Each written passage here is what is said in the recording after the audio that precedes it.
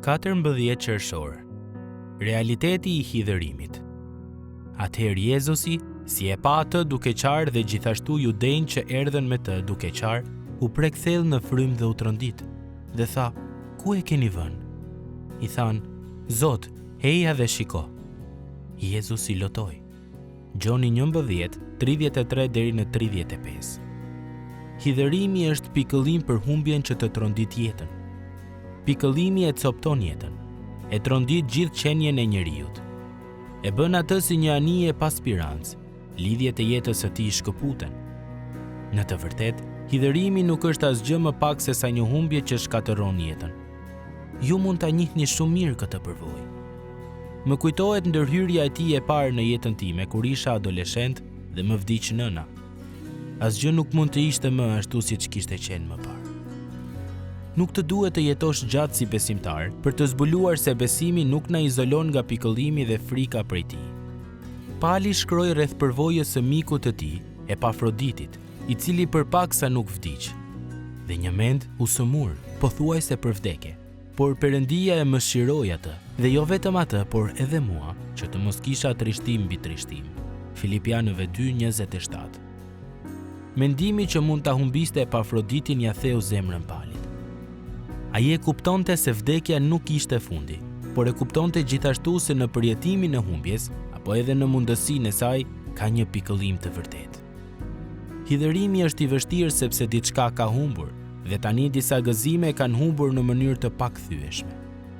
Por dim gjithashtu se pikëllimi është një realitet për të cilin shkrimi flet qartë. Një realitet i cili një ditë do të shpengohet nga një gëzim shumë më i madh.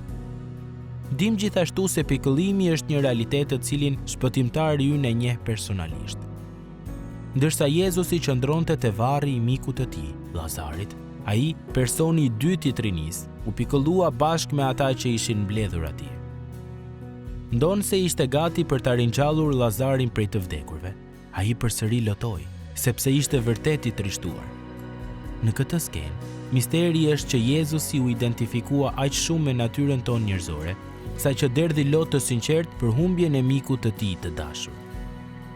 Edhe pse Bibla na paraqet realitetin e fitores së Krishtit mbi vdekjen dhe varrin, ajo nuk na thërret në një lloj triumfalizmi sipërfaqësore të pashpirt.